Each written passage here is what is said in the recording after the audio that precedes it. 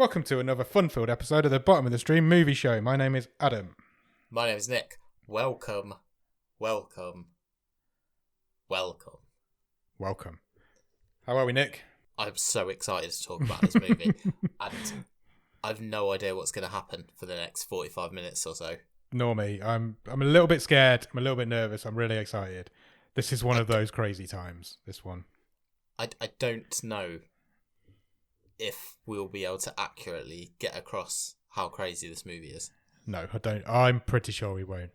I think we've just been talking before we started recording. There's a lot of characters in this film, like probably more than any other film that we've done, and they all have the same amount of screen time, pretty much. There's no main There's no main characters in this. It is just a party where everybody's getting the same amount of screen time as everybody else. It's like Avengers Endgame. There's got to be 20 named characters in this film. Got to be. Maybe more. And they're all Polish. Except one who's French. Oh yeah, of course. So shall we get into it? Let's see Yes. what happens. This is going to be a fun ride, everybody. Come along and join us. So this week we watched a film called All My Friends Are Dead, which is a Polish Netflix original. It is from 2020. It's 15. It runs for 1 hour and 36 minutes, and it's currently rated at 5.8 on IMDb, which is pretty high. We've had a couple that are sort of that range so far this season, haven't we? So Yeah. let's see. Let's see what happens. So I've picked out 3 top members of the cast. Like I say, you could pick anybody who's in it. I haven't got any information on any of them because they're all Polish, and I don't know. I've not seen any of the other stuff that they've been in. For the most part, they're kind of quite young as well. Yeah, they're all young Polish. Good. They're all good looking. There's lots of good looking people in this film. There is, yes. Young, beautiful Polish people. I've picked the main character as Anastasia. I don't know if you'd agree with that. I would say the plot revolves around her, yeah. Yeah. She is played by Julia Vainova Narkovits. Well done. What we saying? Happy with that one? Yeah, 100%. She was born in 1998 in Poland. That's the only thing I know about her. I've then gone with the guy who played Filip. Yes. His name is Matus Wajclawak. Going with. Happy with that one? Yeah, you crack on. You're doing a grand job. He was born in Poland in 1993, so he's a little bit older than the last one.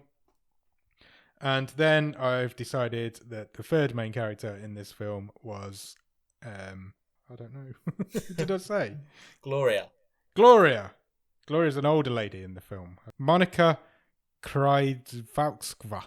If any Polish people are out there, can you just let me know how you pronounce these names? She was born in 1973 in Poland, so she's a little bit older than the rest of the cast in this film. She basically plays the role of Stifler's mom in this. She basically does play the role of Stifler. This is like American Pie meets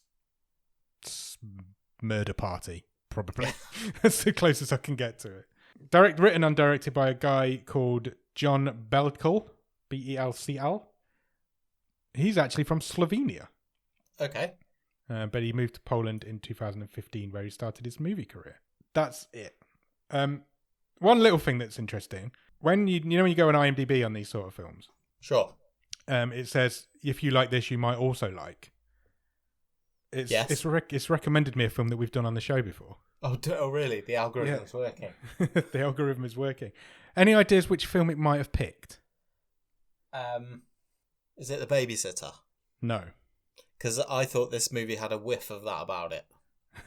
Yeah, it did. You're right. It had a bit of Babysitter, a bit of Murder Party, that sort of vibe to it, didn't it? The film it's picked is completely not anything like this film. Oh, right. So, okay.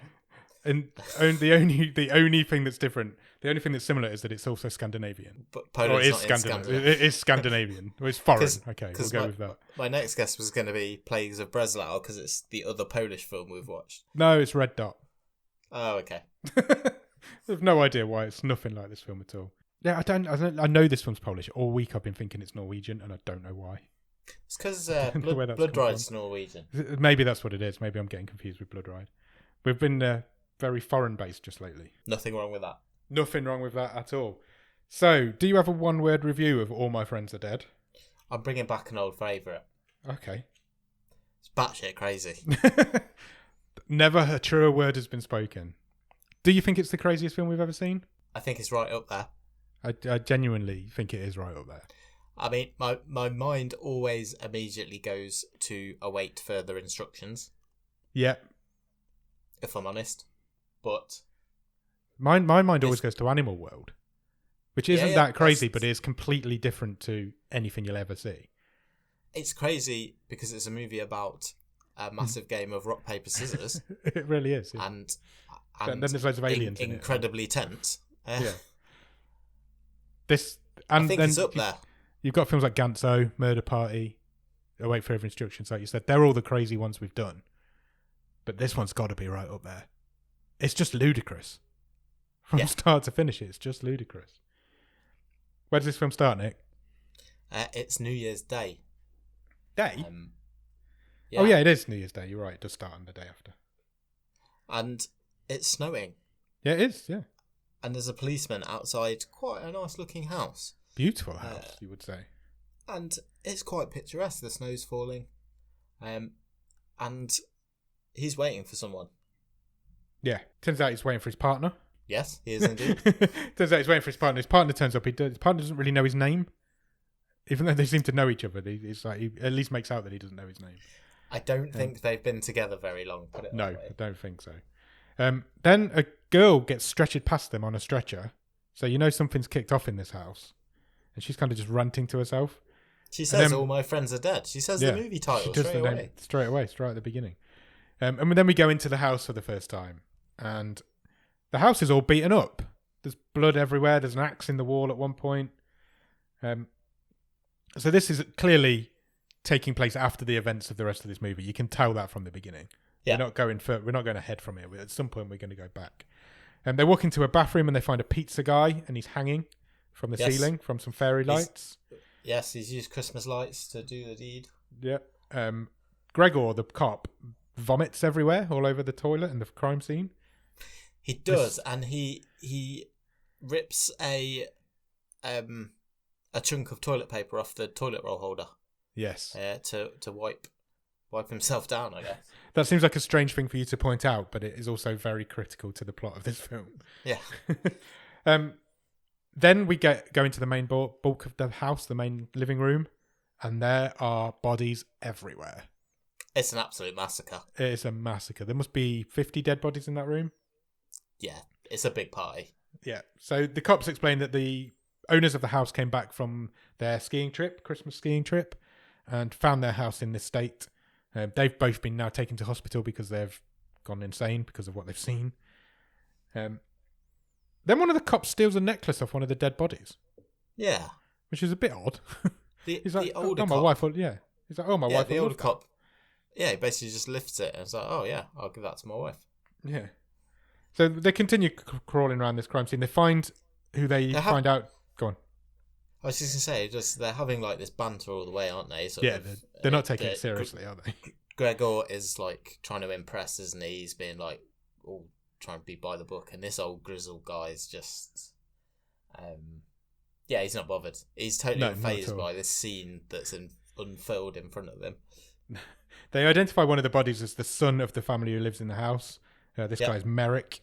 He has a gunshot wound to the head. And then the old cop makes a Home Alone joke about him. Yes. If you caught that, he made like at least Kevin didn't end up murdered or whatever. It was very very bad taste. But and then we hit the credits. We get an opening credit scene. I thought the old guy kind of implied that, well, it's kind of case closed. It was the guy who's hung himself. Yeah, just massacred everybody. I think that was the implication they'd come to. He did that, and then he's hung himself. And then Gregor, the young cop, says, well, what do you think happened here? And the old cop just says, shit went really wrong. And that's it. Cut to your credits. Shit went really wrong. That is very true. Yeah, so we cut into the credits. The credits were really cool. They were. They're really like stylized comic book neon. I liked them. Yeah, they were good.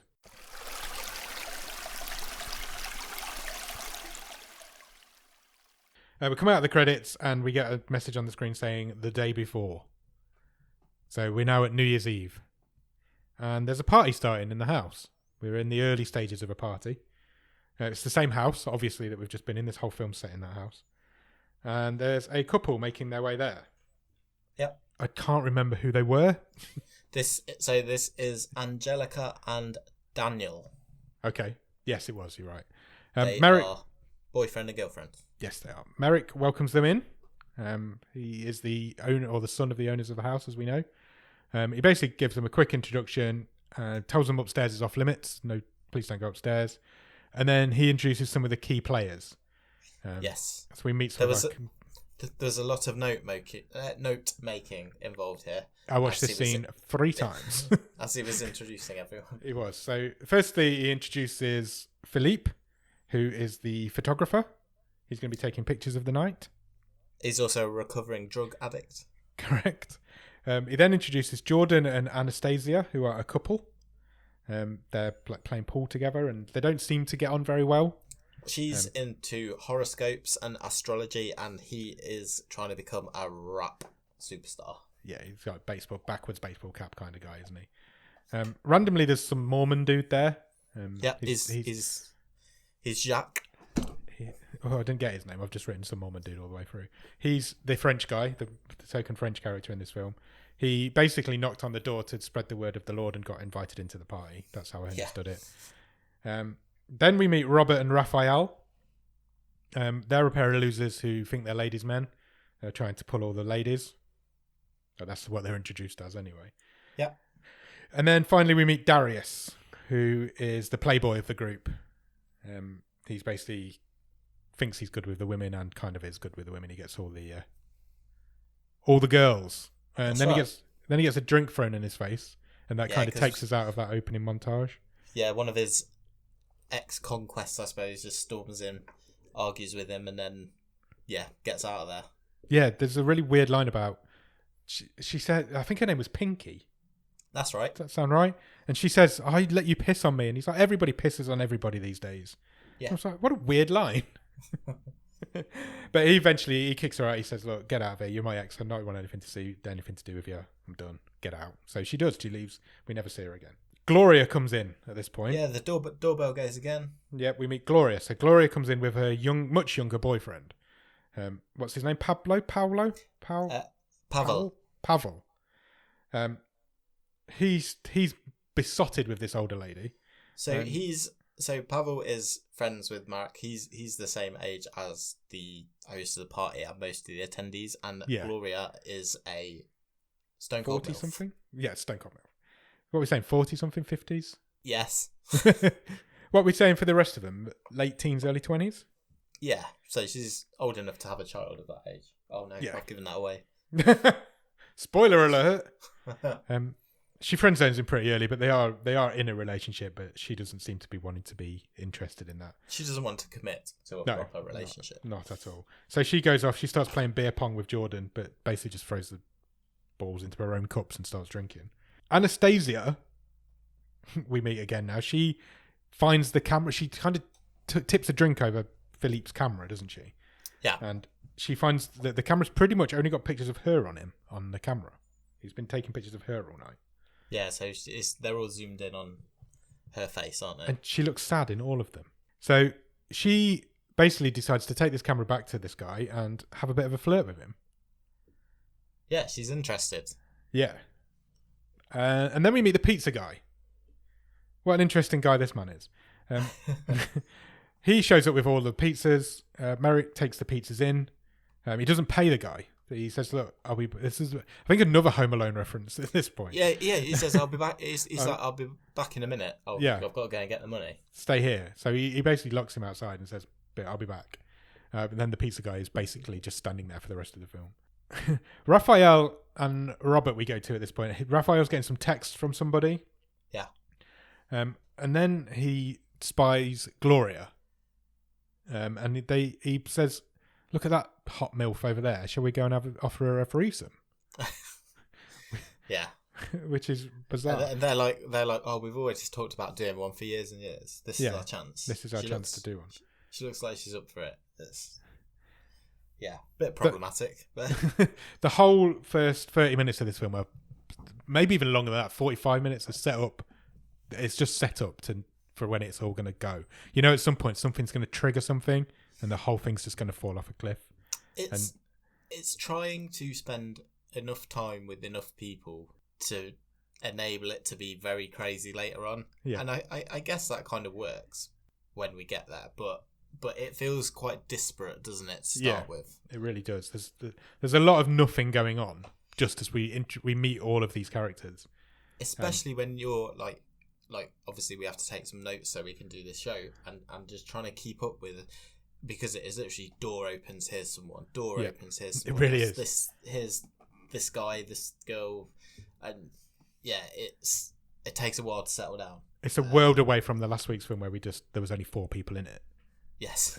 It's a whole world away from that. So yeah, we know it's heading somewhere. We've just got to bear with it while it gets there.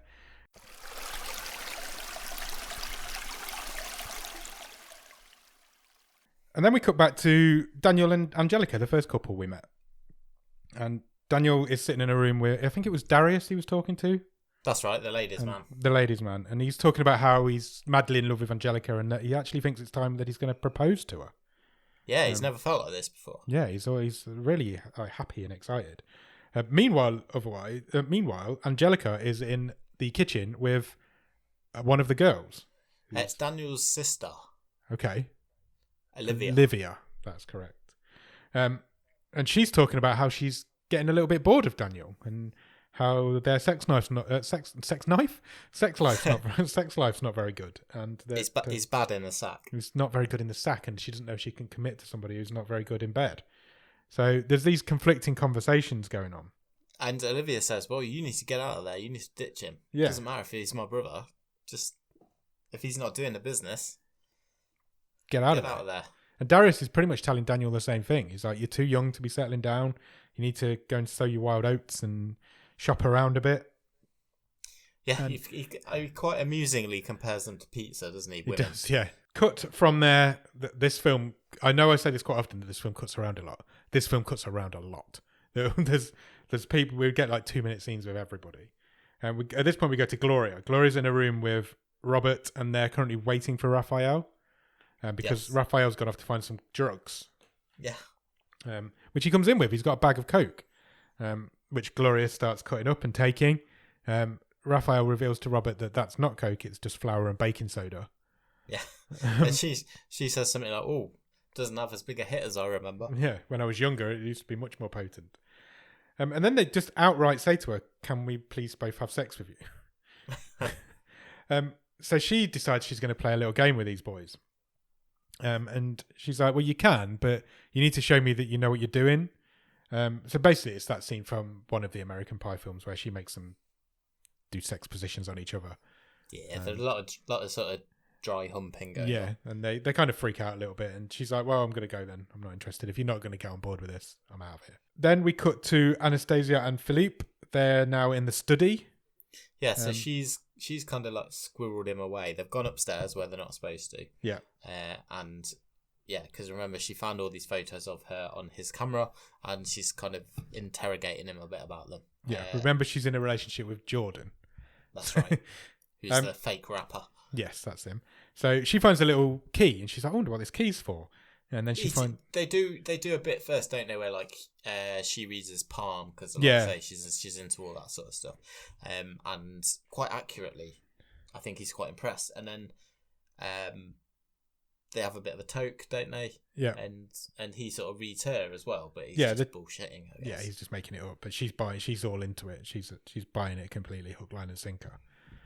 And then she finds this little key. This little key opens a little chest. And inside the chest is a gun, a pistol. Indeed. She finds it, she loads it, and then she points it at him. And just messing about, she's not going to shoot him. And he panics a little bit. Obviously, he's got a gun pointed in his face. And then he's like, "Come on, I'll show you how to shoot it." Yeah, because he grew up on a farm or something. Yeah, he knows how to shoot. Yeah, so they're taking little pot shots at the snowman outside. Yeah. But then before they start shooting, she manages to get her hand in his pants. And they start making out on the table. Yeah, the naughty is on. On, indeed. This one is very naughty, as you'll find out in a second. Robert and Raphael are still practicing around on each other. They're doing some stuff for Gloria, having a bit of fun. Raphael seems a lot more into it than Robert was. Yes. I think there's some implication there. And then we cut back to Philippe and Anastasia. They're now full on doing the naughty over the desk. Marek comes in. He's obviously heard the noise from the outside. He's like, what's going on in here? And then he realises he's interrupting something that he shouldn't be. Slams the door. That makes Anastasia jump. The gun goes off through the door, straight into Marek's head. Right between the eyes. Takes him down. There's a blood splatters up. He goes down like he's been shot with a bazooka. It's really... It's really over the top. Comedy, isn't it? He flies across the hallway. Yeah. And smashes into the opposite wall. Yeah, bounces into the wall, which has got a painting on, which has now got a nice red splatter all over it. But he's done. He's down. He's gone. Everybody hears the gunshot. Nobody really picks up what it is. The pizza guy's still standing outside. But there's two comedy stoners as well. Of course there is. On a bench outside, and they just watch the pizza guy all the way through. And just sit there. That's what their job is in this whole film. Yeah. But Marek is not going to survive that. He is dead to the world. Anastasia and Philippe realise what's happened. They go out into the hallway, try and drag him into his room, but they get caught by Olivia. Yes. But they just make out that he's really drunk. And they're kind of dragging him into his room to sort him out. And they get away with it. Yeah, Olivia is upstairs because she's hooked up with Darius. Yeah, how that's happened. And she's tied him to the bed. Yeah. In another bedroom. So she's more focused on that, which is why somehow they get away with this weekend at Bernie's type ruse that Marek's just passed out drunk. Very much so. So they get him into his room anyway, and Anastasia goes on about how the universe is testing them and all this. He gets a bit angry, and he reveals that he has made up all this bullshit that he was telling her earlier. He calls her a batshit whack job. No, he calls her. What he actually calls her is a batshit whack job from another planet, which doesn't go down very well. Was there a dub? Did you watch the dub? Or? I did watch the dub, yeah. Oh, okay. Why did the translation no, come out as batshit whack job from another planet? No, I haven't noted anything in particular down. So okay. Yeah, I did watch the dub. I couldn't have watched this and bloody read it at the same time and wrote about it. Jesus, I would have had no chance. It gave me a headache as it was. Just as they've hidden Marek in the wardrobe, the French Mormon comes in. Yes. He's with the two girls. I don't think they ever get named, or if they do, they're not integral characters. They're twins, and I can tell you that on the subtitles, when they're speaking, they are named as Twin 1 and Twin 2. Okay. Good names. Whoever their parents must be very proud. They're basically two slags, I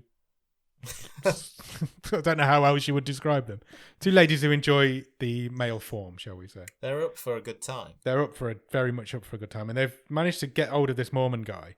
And they're going to show him the time of his life. And they do, don't they? They start doing the naughty with him. In the middle of this, Marek falls out of the wardrobe. Philippe and Anastasia are hiding under the bed. That's right, yeah. It all kind of... It's just a bit mad. So the three people are on the bed. There's two people under the bed and a dead body on the floor. Philippe decides he's going to make a run for it. Whoa. What? Have I missed something? Yes. Okay. What happens when Marek falls out of the wardrobe? What does Twin 2 do to him? Oh, yeah, she tries to do him. She gets into his pants and she can't get him aroused for the moment. Yeah, she starts sucking off the dead body. She does. She's like, he won't get hard. I don't know what's going on. Then, is that the point then when Philippe decides he's getting out of there? Yes, he does makes a run for it. But it doesn't get very far because they spot him and they start taking his clothes off. Yeah. I have no idea. This hasn't even started yet and I'm all so confused about what's going on. But also, one of the twins picks up the gun. Yes, so we have to kind of keep track of where the gun is. Yeah. Because it does play an integral... You know, on Lost, they used to employ somebody just to track who'd got a gun. Right, okay. There was it was like a runner, and his whole job was to keep track of who'd got the guns. And I thought, what a boring job that would have been. But they needed somebody on this film to do the same thing. The pizza guy at this point decides he's going in now. He's had enough of waiting. He's going to go... All the way along, he's getting phone calls, isn't he, from his boss? Like, where the fuck are you? We've got pizzas piling up here. Yeah. Get back here, I'm going to make your life hell. This guy is a loser. Yeah, he seems to have an issue with his mum as well. She's ringing him as well. Yeah. It's all still going a bit crazy. So he decides, I'm going into this party. Somebody's going to pay me for these pizzas. And then he starts lecturing people on drugs. Yes. He's like, he gives this one girl who's just out of her tree. She's just dancing. She's like female tires. Yeah. Space.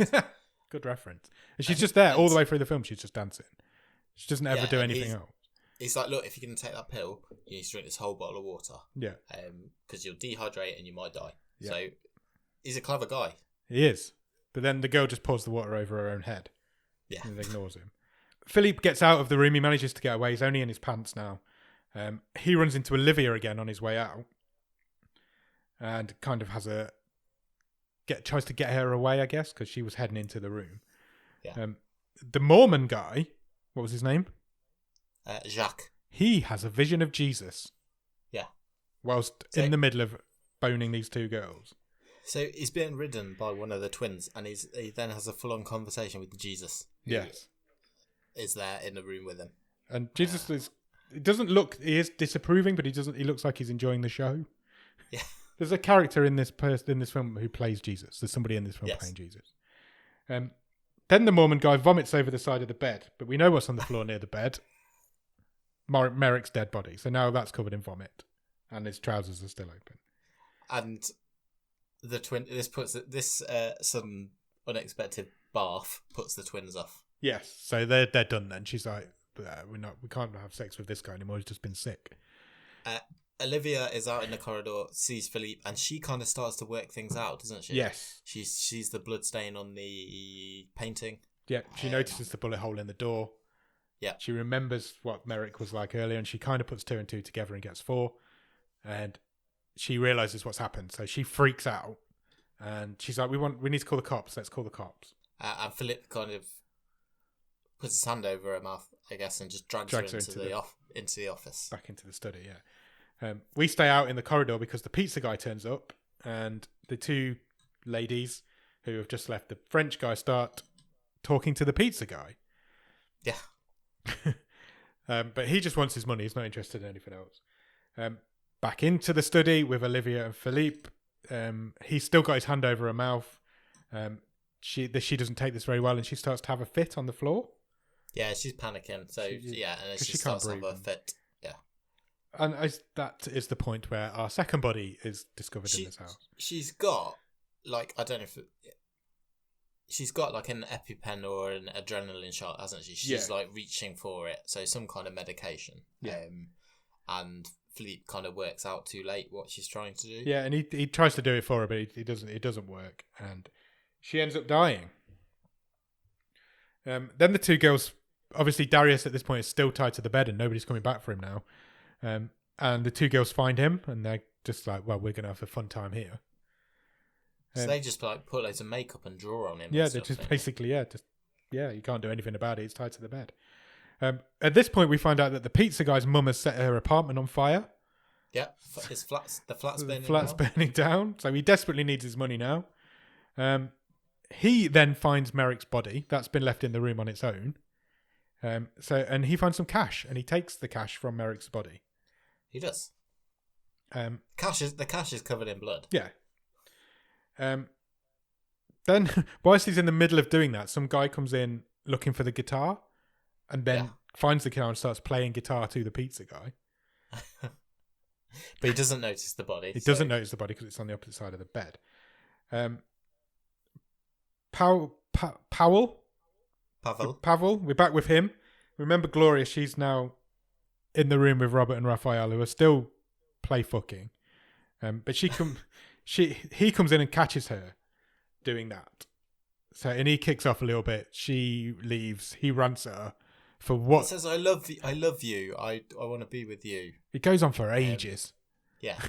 And then she gives him a load of home truths about, look, you're too young.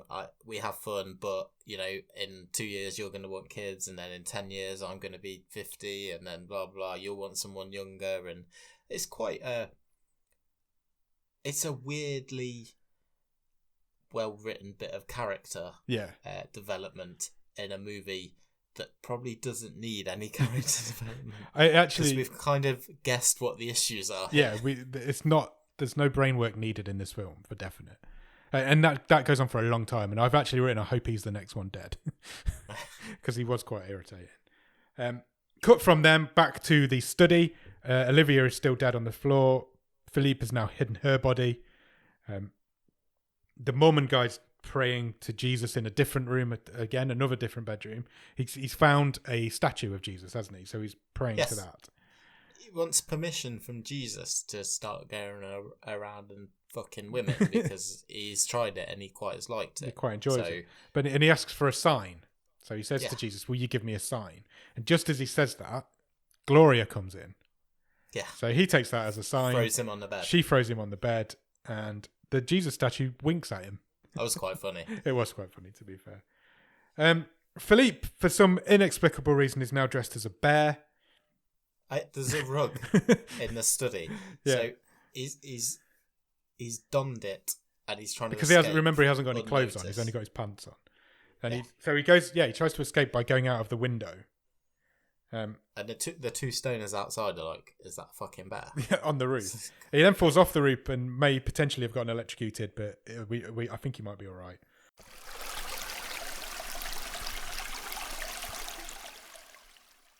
Anastasia's now in the laundry room downstairs, washing her clothes for some reason. Well, I guess because they've got blood on them and stuff. Yeah. She's sort of babbling to Jordan, I didn't mean for it to happen. I never thought I'd cheat on you. And he's like, what? Yeah. What do you mean cheat on me? You've not cheated. She calls herself a puppet for the devil. Yes. So now Jordan thinks that she's cheated on him because she has. And then we cut back to Daniel and Angelica. He stops the party. He makes all the music go off and he stops everybody doing what they're doing because he's going to propose to his love of his life. Which he does. He gets down on one knee. She's begging him not to, but he does. And then she runs away. It's not going well for him. It really isn't. We're getting to the point now where this is all going to go. And you can see it coming. You know at some point, any minute now, it's all going to kick off. And you're just waiting for that trigger to happen. So that's right. This, for me, I think this is the best bit of this film. The what's the word? What the word I'm looking for? The denouement. Yeah, okay, we'll go with that. Of waiting for this thing to happen that you know is coming and wondering what it's going to be. I thought this was the best bit of the film because it's such short, sharp little scenes, and you think any one of them is going to kick this whole thing off. And I also want to give a mention just before we get into this of how good the soundtrack to this was. Yeah, I really enjoyed it. I agree with that. And I know it's really easy because they're at a party, so you can use whatever the hell songs you want to. Yeah. But I thought it added to it. I just thought it was a fun time. Agreed. Philippe bursts through the window because he looks through the window and he sees sees the Mormon fucking Gloria. Yeah. Turns out she's his mum. Yeah. Of course she is. And then Pavel comes in. Yes. And a big fight starts, basically. They start punching each other because this Pavel is in love with this guy's mum, Philippe's mum, and also the Mormon guy's fucking her. So all three of them start fighting, basically. Yeah, everyone's scrapping. Yeah. Then Jordan comes in because I guess he must have figured out who Anastasia had cheated on him with. Yeah, or she's told him. Told him. He is now going after Philippe. Yep. So that's another pair of fists. So he punches Philippe and then he punches Gloria. Yeah. Takes her down. She's like, why are you punching my son? So he just lamps at one. Just knocks her out. Then Jesus shows up again. Because, he's just watching this carnage unfold. Yeah, because of course she is. Meanwhile, Angelica's locked herself in a different room again. There's a lot of rooms in this house. It is a nice house. It's a lovely house. And I keep saying Danielle. Daniel's shouting at her through the door. So he's like, why have you run away when I've proposed to you? What's going on? Yeah, he's like a real wet lettuce. He's a proper dweeb. We can solve this. You just need to talk to me. What have I done? And everybody around him can hear this conversation. Yes. But she's not aware of that. And then she starts shouting about him being bad in bed and that she's never orgasmed with him. Yeah. And then he's like, shut up. Stop saying that. Everybody out here can hear you. Which makes her angry. She just keeps going. She just keeps going. She says, "I want." The line that breaks him says, "I want to." I've got this written down. Have you as I know well? it's the same line. Yeah. I want to. I want to enjoy my pussy, not marry one. Oh. That's a burn. That's Yeah. a proper burn. He walks away at that point. He's had enough.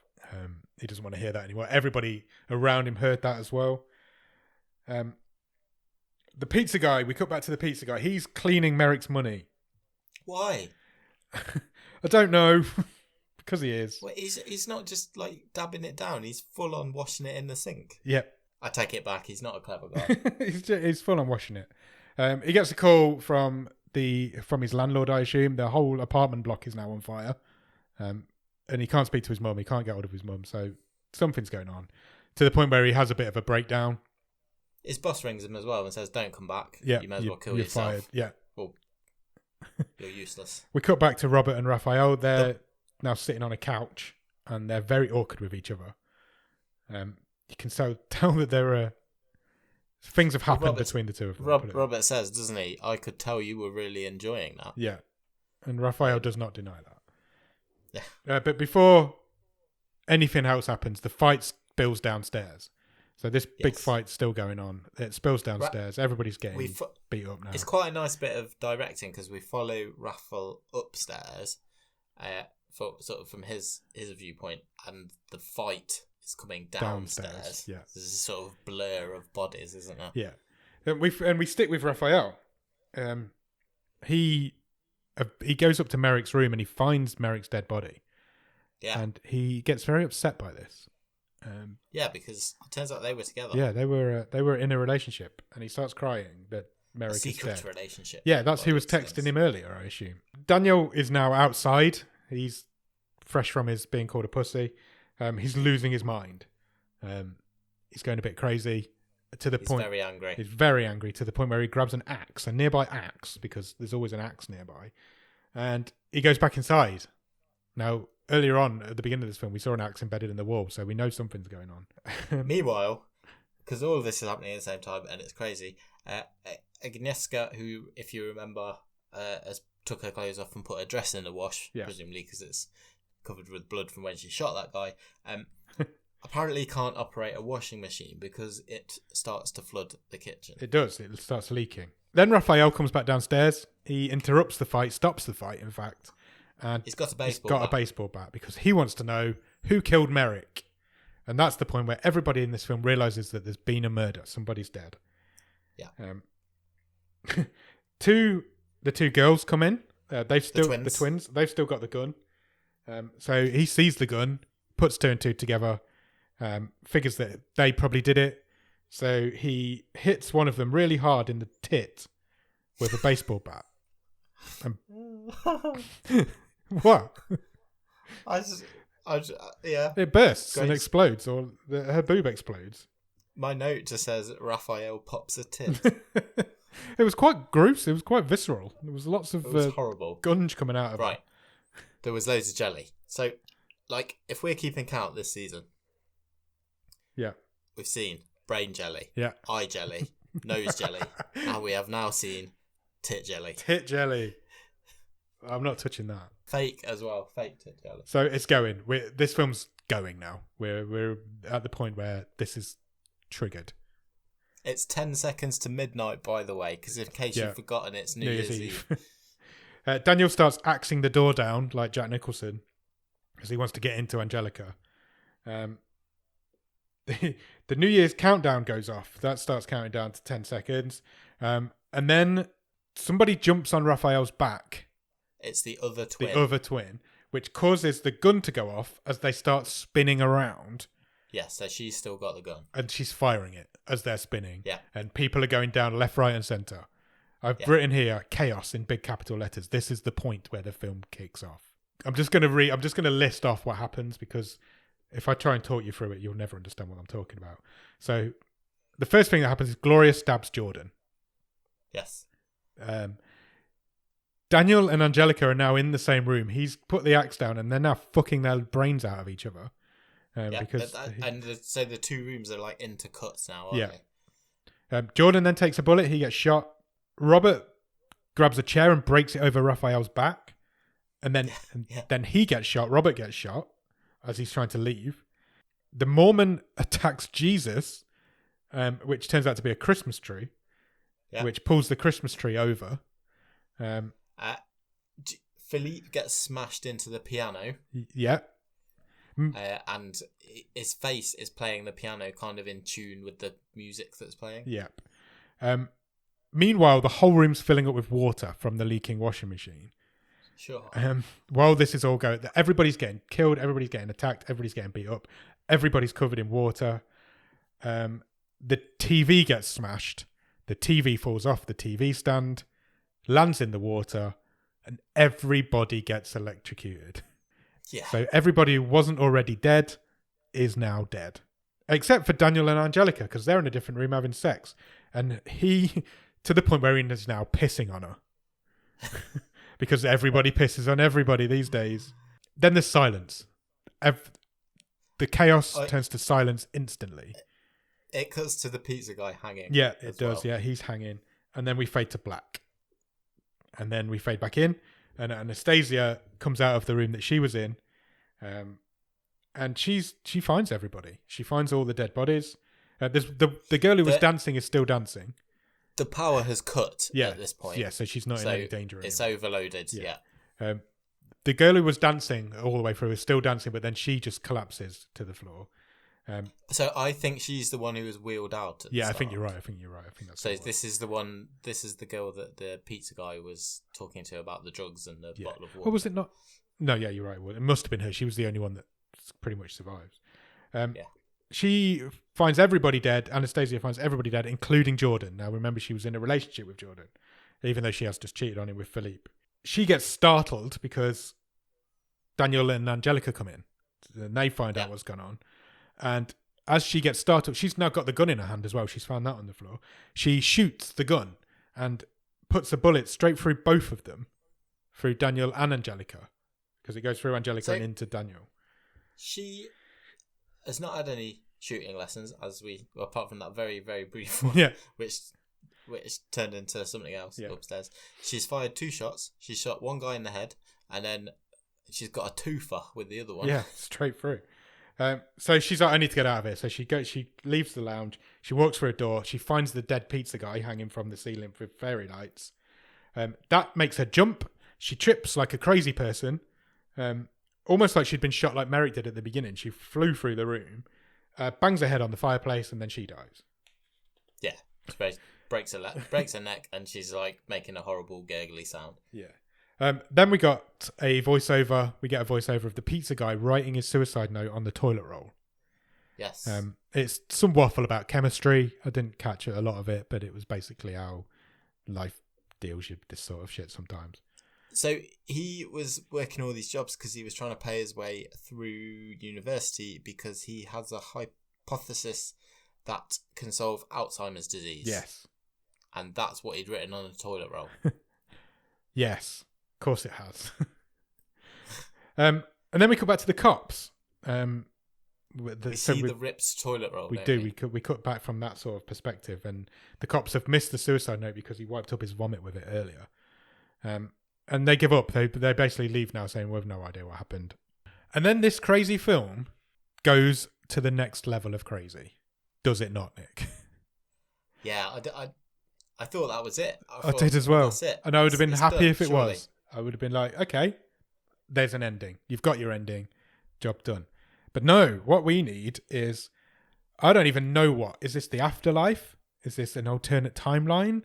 I'm assuming afterlife. I'm going for afterlife. All of our characters are alive. Go on. It's interesting. No, I was just going to say, it's interesting you've gone afterlife because I think it was an alternate timeline. Okay, I only went afterlife because everybody's wearing white.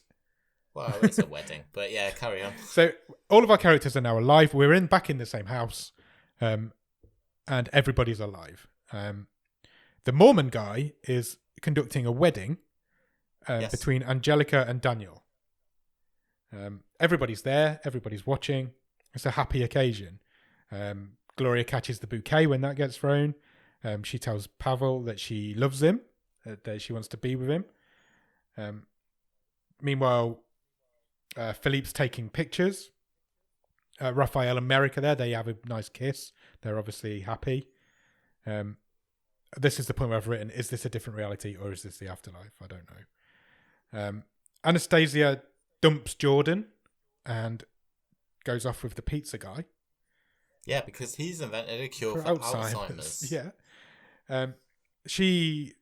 They start this new relationship straight away because she takes him up to the study, and we don't go in the study with them, but we hear her say, "Oh, what's this key for?" And then there's a massive massive gunshot, and the stain is still on the wall. Yeah, from earlier on. Oh fuck! Gunshot. The end. End of the film. Yeah. What the hell? Well, I have no idea what this was. This was a trip and a half. I mean, yeah, I take it as it's an alternate reality, you know, and she's the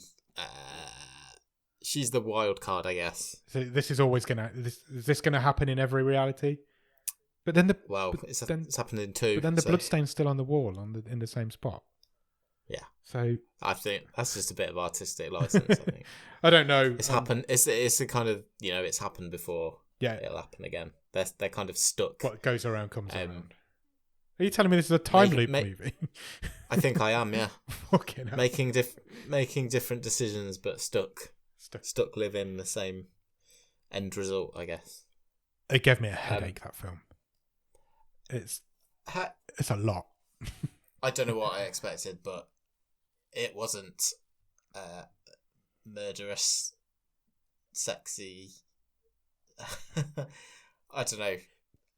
It was crazy. I'm struggling to bring it all together. It was absolutely batshit crazy. It really was.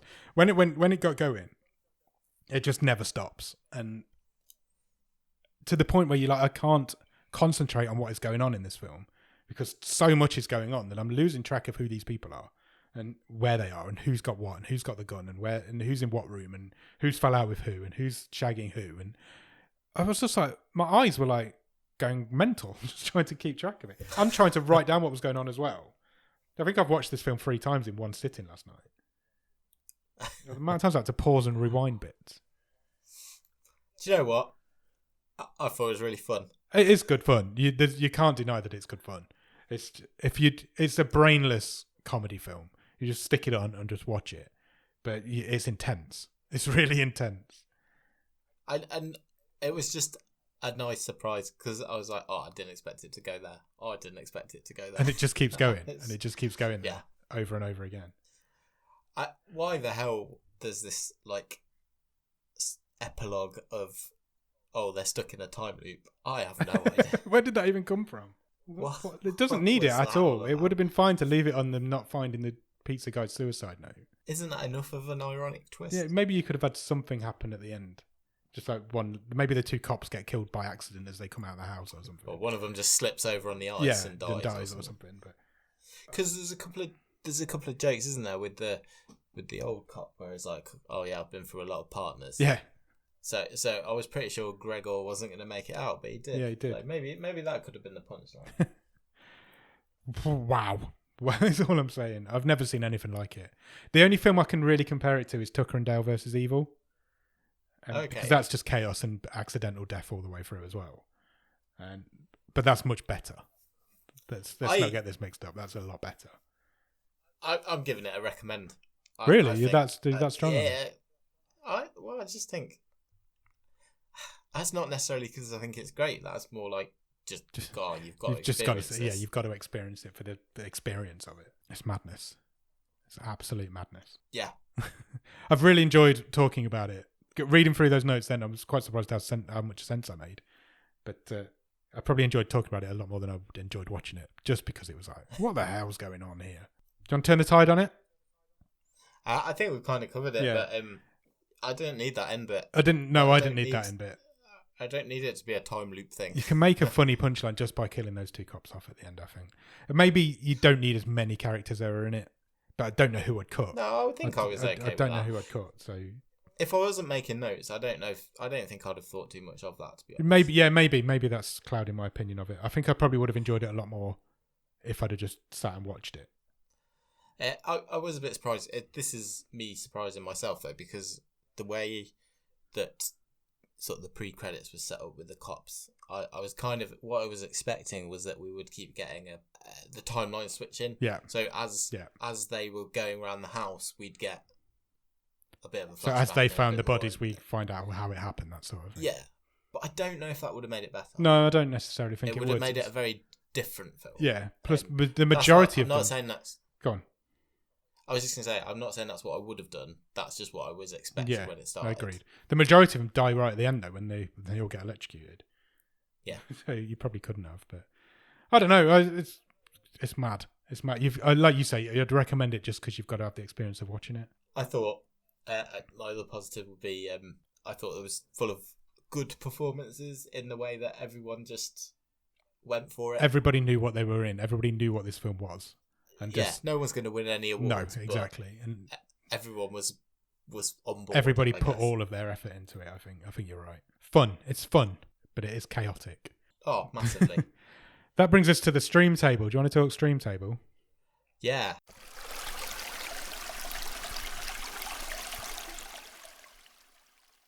I think it's difficult. Yeah, I agree. Do you want me to talk you all the way through it, or? Sure, why not? Okay, so currently number 12 is Temple. Number 11 is Room 205. 10 is After. 9 is Alien Warfare. 8 is Happy Anniversary.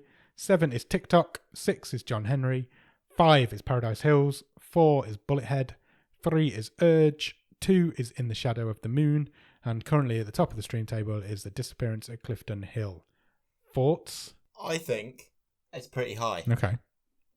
I'd agree. I think it's top 3. Yes, I agree. I think it's better than Urge. Yeah. So I think you're right. I definitely want it to be above Urge, which is suddenly looks not very weird and quite a quaint little party goes wrong movie. That's true. Compared to this. That's really true when you think about it. Even Murder Party looks quite normal now compared to this. Yeah. To be honest, I'm tempted to put it above the next movie as well. In the Shadow of the Moon. Yeah. Because I feel this, in its own little universe, for the 90 minutes that it exists, I think it works together better as a movie than In the Shadow of the Moon does. When In the Shadow of the Moon is good, it's better than this. But it's a very uneven film that doesn't quite stick the end. Yeah. And I'm tempted to put this above that. I can kind of agree with that, to be fair. As a film, this is decent. It's difficult to... I always go in for how my relationship with the characters is in a film, and I don't feel like I built a good relationship with any of the characters because there was so many of them. But the story itself is told from start to finish, and there's nothing missing. There's a film there and a story there that works. It's just crazy, and there's loads of them. So yeah, it is crazy. I don't think it goes at the top. I think The Disappearance at Clifton Hill is a better all-round film, probably with a better. Well, let's just discuss that for a minute, because I think there is a good argument for this to be top of the stream. Okay. But I'm not sure it quite does it. The reason I say that is that I think this is the most fun I've had this season watching a movie. Fun-wise, yeah, I'd agree. I absolutely agree. I feel like it is a proper little hidden gem, as in you just will not see this coming. That's also true.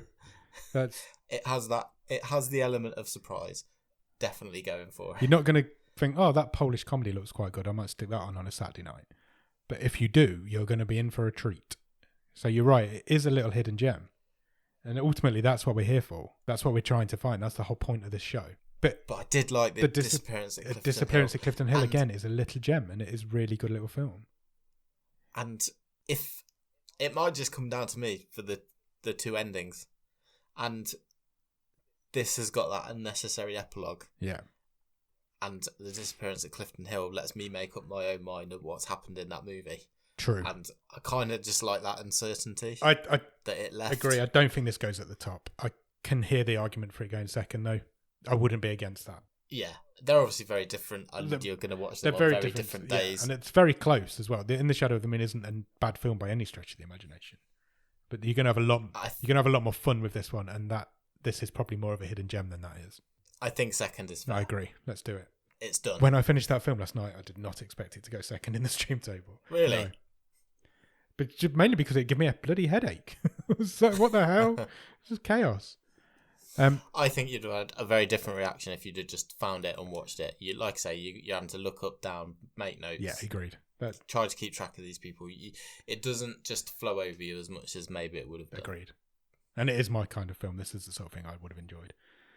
Yeah. Agreed. Right, should we pick next week's film and get out of here? Let's do it. Right, what are you looking for next week?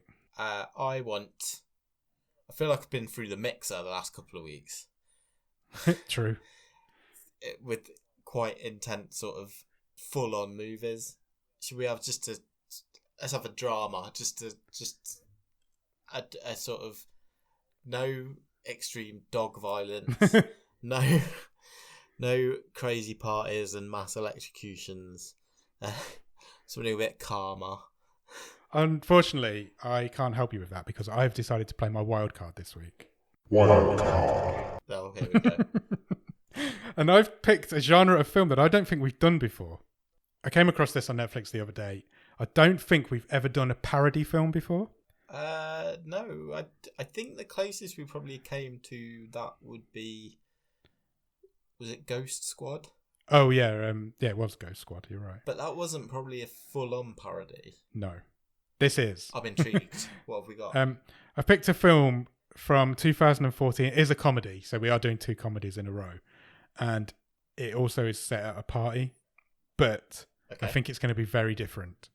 I picked a film from 2014 called The Hungover Games. Okay. Obviously, it's a parody of The Hangover and The Hunger Games. But also is a parody, apparently, of Ted, Pirates of the Caribbean, Avatar, Charlie and the Chocolate Factory, The Human Centipede, The Lone Ranger, Django Unchained 4, Carrie, The Muppets, Borat, The Walking Dead, District 9, and The Real Housewives. Bless you. Thank you.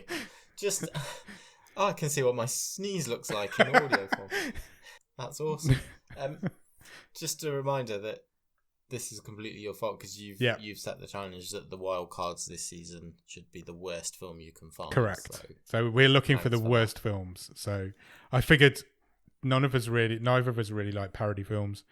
I'm not massively into comedy. So I've picked a comedy parody film. I admire your chutzpah. Do you want to know the synopsis? Why Do you think you could probably guess the synopsis? I want you to read it to me. Okay, it says, after celebrating Doug's upcoming wedding in a cut-rate hotel in Laughlin, Nevada, hungover guys Bradley, Ed and Zach wake up in a futuristic dystopia having lost their pal Doug. With the help of Effing and Just Mitch, the trio's loyal advisors, the gang must now prepare to battle their way through the pop culture districts of the Hunger Games, including the Real Housewives of District 8 and Teddy from the Puppet District. Okay. It's only on for an hour and 25 minutes. It is an 18 and it's currently rated at 3.5 out of 10 on IMDb. Let's do it. Thoughts? Think I might win? I think you're in with a good shout. Well, let's find out, shall we? It feels like a strong choice. Thank you. I noticed it on Netflix earlier. I was like, that's got to be that. Well, they're even all dressed and they all look like the characters from The Hangover. I won't say I'm excited to watch it, but I'm excited to talk about it afterwards. Definitely. So yeah, go out and watch The Hungover Games, and we will be back. No, I'll do the socials, shall I? Go out and watch The Hungover Games, and in the meantime, check us out on Twitter, Instagram, and Letterboxd at POTS_podcast. If you want to drop us an email, you can email us at bottomofthestream@gmail.com, and if you want to check out our website, it is bottomofthestream.com. On the website will be every episode we've ever recorded, all 5 season stream tables, and if you want, you can get a little bit of merch. Check us out on Patreon, patreon.com/bottomofthestream. For a few quid every month, you'll get early access to the episodes. You'll get some bonus episodes coming soon. Nick writes a newsletter every month. And if you come in at a certain level, you'll get a wild card where you can pick the film that the same as I've just played mine. You could play yours and we'll watch the film that you pick. And finally, come join us on Discord. The Discord link will be in the bottom of the show notes. We'll chat about absolutely everything in there. Some of the conversations are crazy, but we have a lot of fun and we really enjoy the Discord. So come in and join us. Yeah, please do. And also, I can get a new phone next week, so I can get back. Oh, excellent! As I can't use, I would say now 2/3 of my screen. It's been a long time coming. I bet you're well excited. Difficult. I am quite excited. Anyway, you could also, if you have a few minutes spare, leave us a review on any podcast app or websites such as Podchaser, Podbean, Apple Podcasts, Spotify. We're on all of those and many more. I've got nothing prepared in my brain for this. This movie's just melted me. You could throw a review writing party, which would probably only be marginally less crazy than the one in this movie. And write your review with piss, with a gun, with pizza, whatever you want. Just have a go. Just write as a review. Why wouldn't you? Excellent. And then when you've done that, go out and watch the Hungover Games if you really want to. And then we'll come back on Monday with an episode of The Wave, and we'll be back next Thursday with The Movie Show. Cheers. Bye.